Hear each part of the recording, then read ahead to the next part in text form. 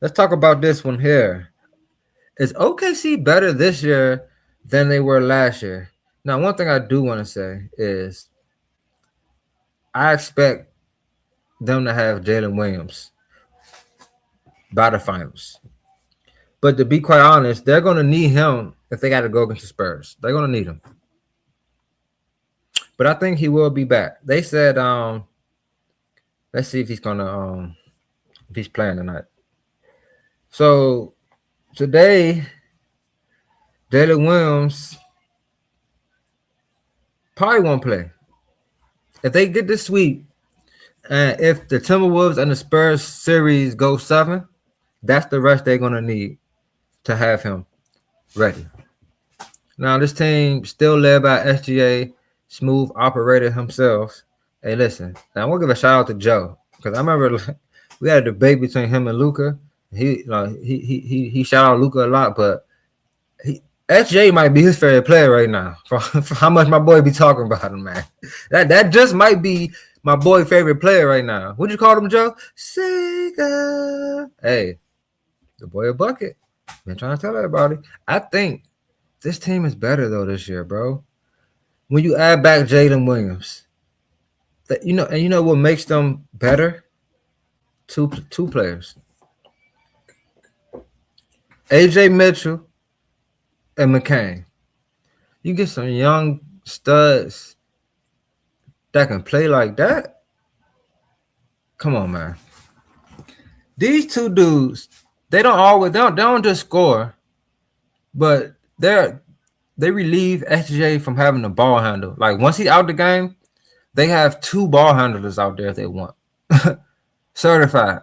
AJ Mitchell just had 24 and 10. So I think they're a little deeper this year because of those 2 guys. When Philly traded McCain at them, I said, what are they doing? This man has been 8. I think he's shot 8 from 11 from 3 in this series off the bench. And he got his little showboat joint. Got the whole crowd doing it.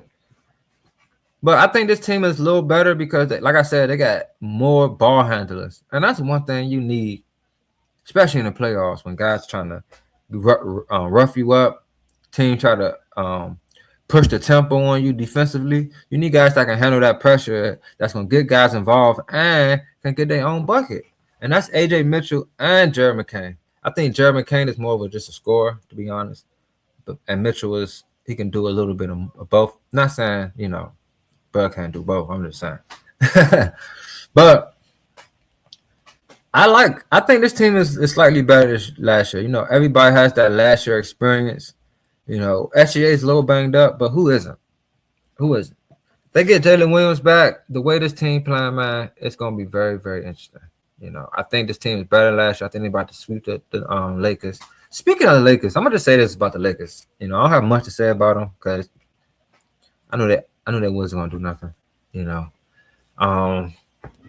I just said it. If you got a soft big man, you're not gonna win against a team like OKC. If you just got soft players, period, you're not gonna win. If you're gonna keep complaining to the refs because they're getting physical with you, now listen. I never made it to the league. You know what I'm saying?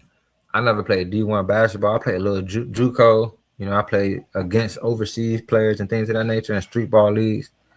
You know what I'm saying? It's not the same. It is not.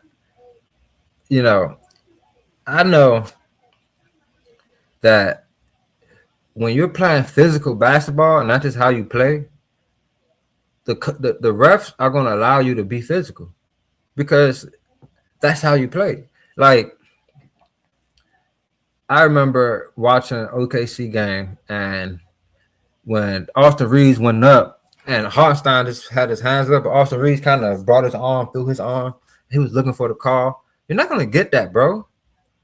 Like, you're trying to force a foul, and he just putting his hands up. I just hate the fact that these guys cry so much for calls, man. OKC beat the brakes off them boys shooting 10 free throws. What y'all crying about now? LeBron, dog. You a legend. but the crying gotta stop, bro. Like you have temper tantrums on the court, bro. That's just it's sad to me, to be quite honest. And Austin Reeves, not Rivers, Mr. Second Option. Everybody say, LeBron should be the third option. I mean, what are we talking about? What you mean? Austin Reeves can't do nothing better than LeBron for real, but shoot probably. What?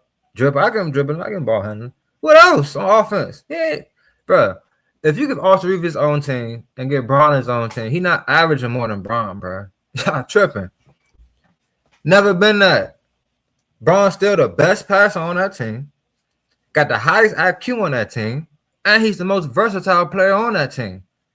So it's just showing you that Austin Reeves is a good player. Don't get me wrong, but he needs another one or two dominant players beside him to truly be that effective in the playoffs, especially against a team like OKC. When they got guys pressing you full court, getting up in your chest, it's a little different over there. So I think that DeAndre Ayton's soft. You're not going to beat them with a guy like that. And I don't think they have enough players over there playing hard enough to beat this team. They just don't got enough. This team is just too good. It is. Like, they just too good. It is what it is, man. But I think this OKC team is here to dominate the league for some years. Only team that I can see really getting at them out the West is the Spurs, because it ain't just Wemby. They got a really good team over there. A lot of people want to try to always talk about Wemby, but this team is pretty good. They've been building a pretty good team over the years. If you've been watching RBO, I've been telling y'all how this team has been building. And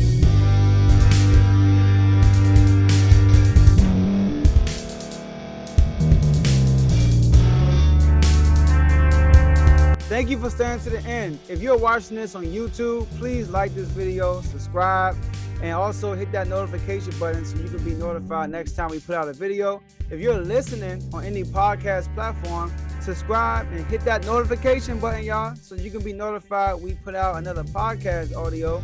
And last but not least, hit that share button. No matter what you're listening to or watching it, hit that share button and send it to somebody that you know that would love to watch this episode you just listened to. So once again, thank you for staying to the end, and we'll see y'all in the next episode.